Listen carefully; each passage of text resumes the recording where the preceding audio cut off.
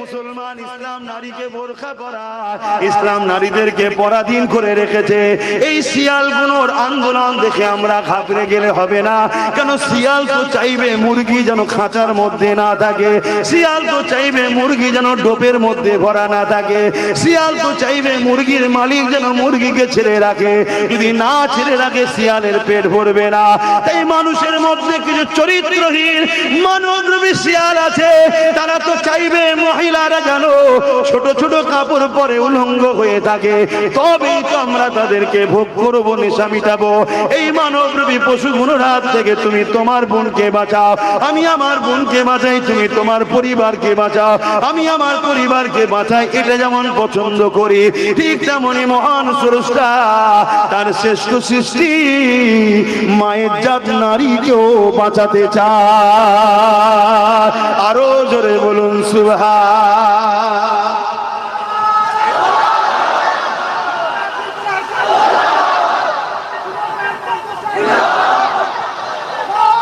আল্লাহু আকবার। তাহলে বলো, ইসলাম নারীদের ছোট করেছে? আওয়াজ দিয়ে বলো, ইসলাম নারীকে অপমান করেছে। কিন্তু আমি চ্যালেঞ্জ করছি এই সকল মানবরূপী পশুকে, আসো, ইসলাম নারীকে যে সম্মান, যে মর্যাদা, যে হাতৃত্ব, যে ভালোবাসা দিয়েছে, তোমরা যারা ইসলামের বিরোধী করো, তোমার খদ্দের তোমার দোকানে কি আছে ইসলাম সম্বন্ধে নিয়ে আসো, নারী সম্বন্ধে নিয়ে আসো। শুনছেন না? শোনেন?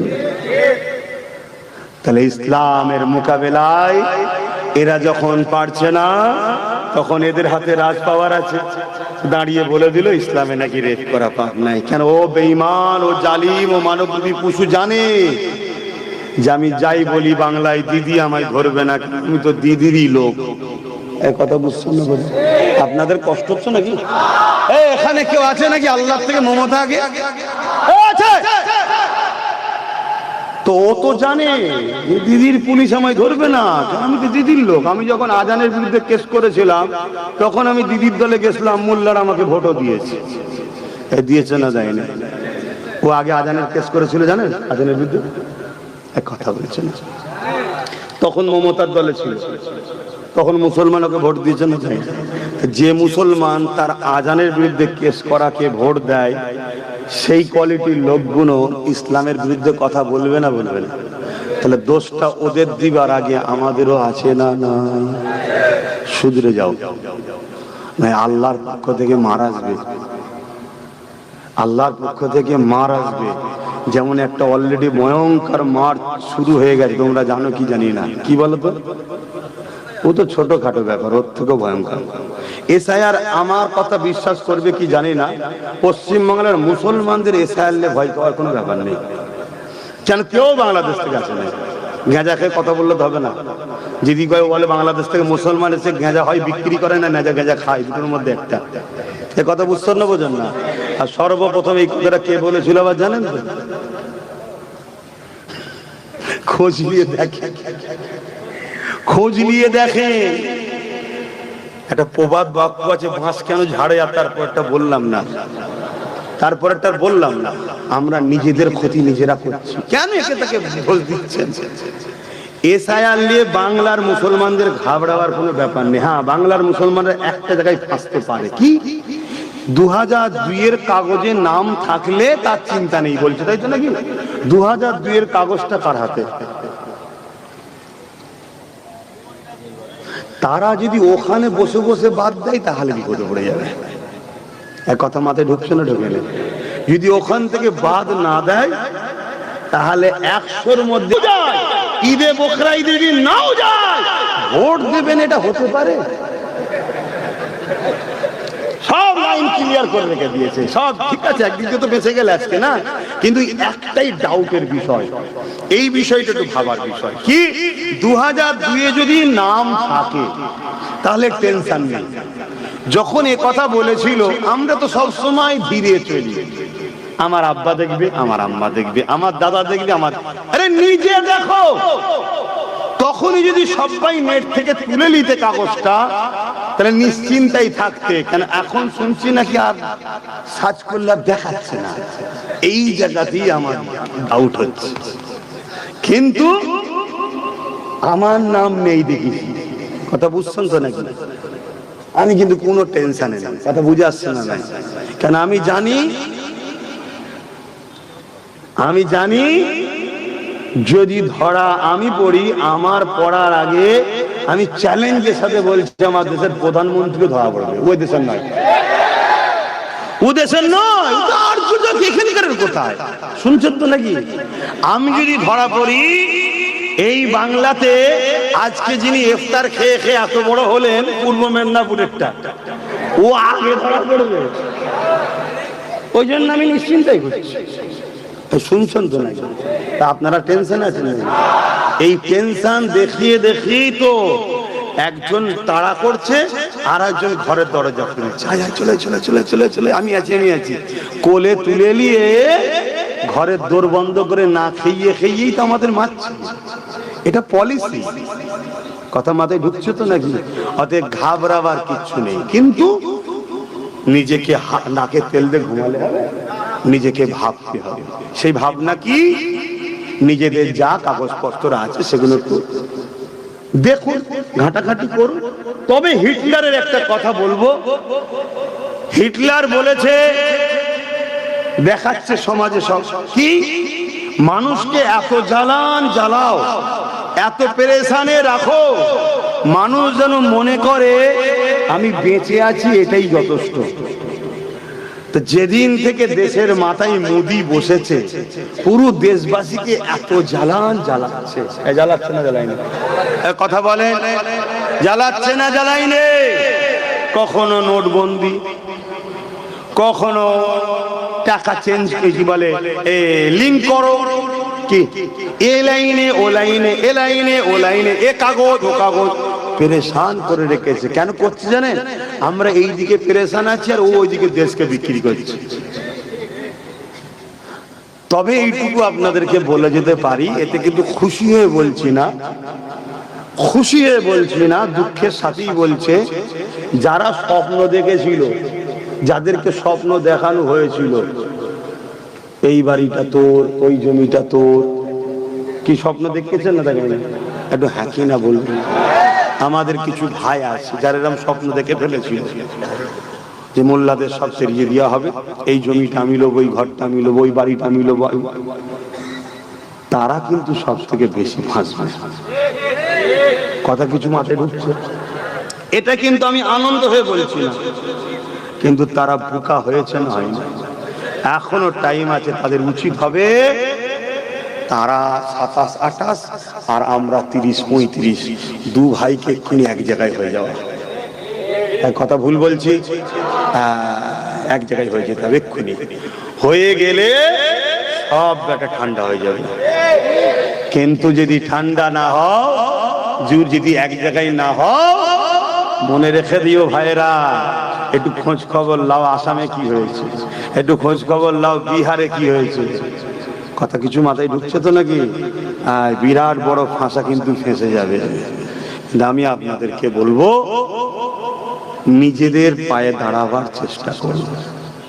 পরের ওপরে ভরসা ছিলেন না? অনেকে বলেছিল যে নাম টাম ঠিক করে লে, অনেক আগে থেকে বলছে না? আমি অনেক জায়গায় বলি যে নাম টাম এদিক ওদিক থাকে ঠিকঠাক করে লে, বলেছেন না? বলেনি? কিন্তু ভাবছিল না অসুবিধা নেই, আমাদের দিদি তো আছে, দেখে নেবে। কি ভেবেছিল না? ভাবেনি? ঠিক তেমনই অনেকে ভেবেছিল, দিদি বলেছিল আমি বেঁচে থাকতে স্যার হতে, বলেছে কিনা? কষ্ট নিচ্ছেন আপনারা? তাহলে আওয়াজ দিয়ে বলেছে হ্যাঁ কিনা? এই কথাটাও বলেছিল না? বলেন যে বিজেপিকে রুখতে আমায় সাপোর্ট করো, বলেছে হ্যাঁ কিনা? তাহলে আজকে যখন এসআইআর হচ্ছে, দিদি কি বেঁচে আছে না মরে গেছে? কোথায় তিনি? কোথায়? এখন বলছে ঘিরাও কর্মসূচি হোগা। এ কাহা কা হিন্দি হ্যায় ঘিরাও কর্মসূচি হোগা? কথা বুঝে আসছে না? না, তার মানে কি গরম করাতে চাইছে। খুব ভালোভাবে জানে মারপিটে অমুসলিমরা যাবে না, মারপিটে যদি যায় তারা যাবে। এই জন্য হিট খাওয়াচ্ছে। একবার যদি মারপিট করে ফেলে কি হবে তাহলে? মাথায় ঢুকিয়ে নেন। মারপিট যদি করে ফেলেছ, সঙ্গে সঙ্গে ওই সুযোগে রাষ্ট্রপতি শাসন হয়ে যাবে। আর রাষ্ট্রপতি শাসন যখনই হবে, তখন কেজরিওয়ালের মতো দিল্লি যেমন তুলে দিয়েছে, ইনিও তুলে দিয়ে বলবে আমি কি করব, রাষ্ট্রপতি শাসন হয়ে সব ওরা লেলিয়েছে, আমি কি করব। তাহলে ইতিহাস ওর নামটার গাদ্দার থাকবে কি? থাকবে না। আর যদি অন্যভাবে ছেড়ে দেয়, সারা জীবন গাদ্দার নাম থাকবে। শুনছেন তো নাকি? এসব পরিকল্পনা চলছে। দিনের শেষে এই কথাটা বলে আমি চলে যাচ্ছি অন্যদিকে। গরিব মারা কল। কি মারা কল? গরিব। গরিব যে হবে তার এই দেশে এখন বড় বাঁচা বড় মুশকিল। সে গরিব যদি হিন্দু হয় তারও বিপদ, গরিব যদি মুসলমান হয় তারও বিপদ, গরিব যদি মতুয়া হয় তারও বিপদ, আর পয়সাওয়ালা যে হবে তার বিপদ নেই। কিন্তু আপনাদের ঘরে বলবো, যে বিয়ালেরও আপনার বুথে এসে আপনার নাম কাগজপত্রের জন্য আসবে, তার একটা ফটো তুলে রাখবেন, তার নাম, অ্যাড্রেস, ফোন নাম্বার সবটা লিখে রাখবেন। যদি সে বেটা ভুল করে কারো ইশারায়, শুনছেন তো নাকি?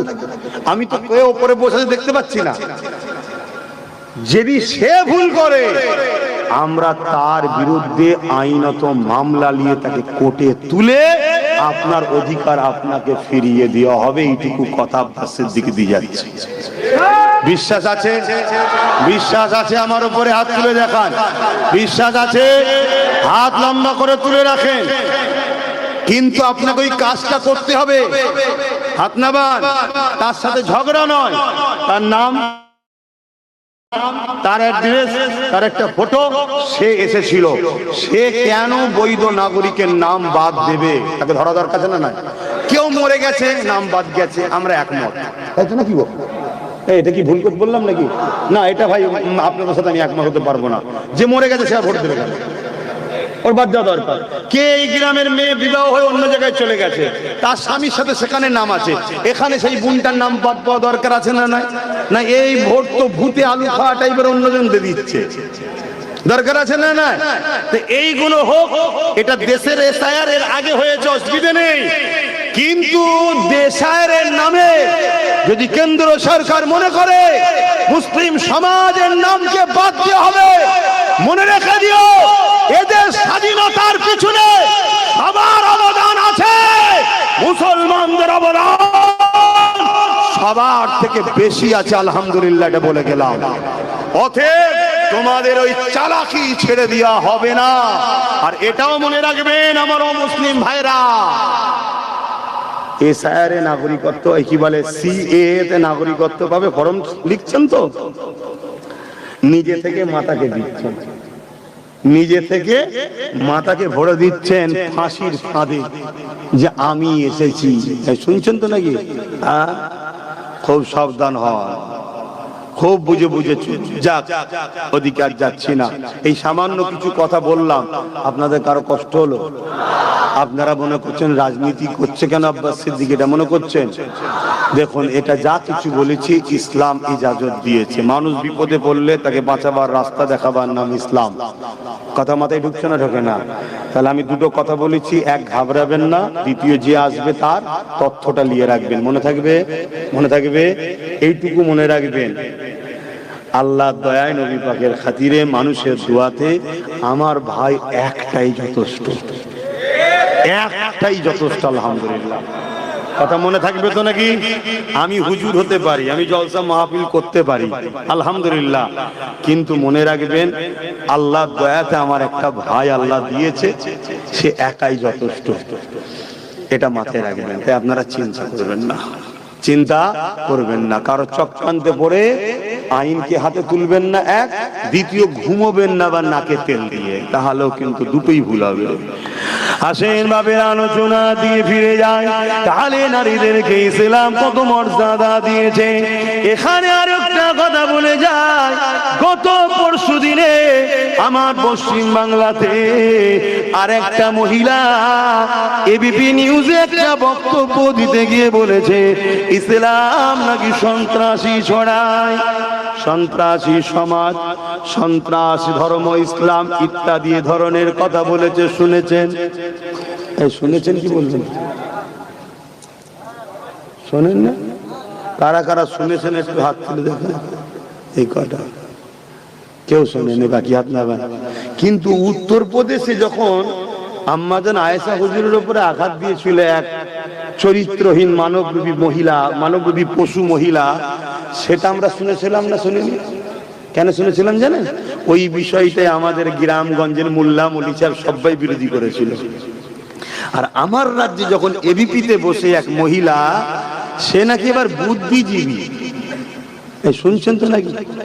সে নাকি এবার বুদ্ধিজীবী, মায়ের জাত হও, এই বেশি কিছু বলছি না, এতটুকু বলতে পারি, এরাই হলো বড় সন্ত্রাস।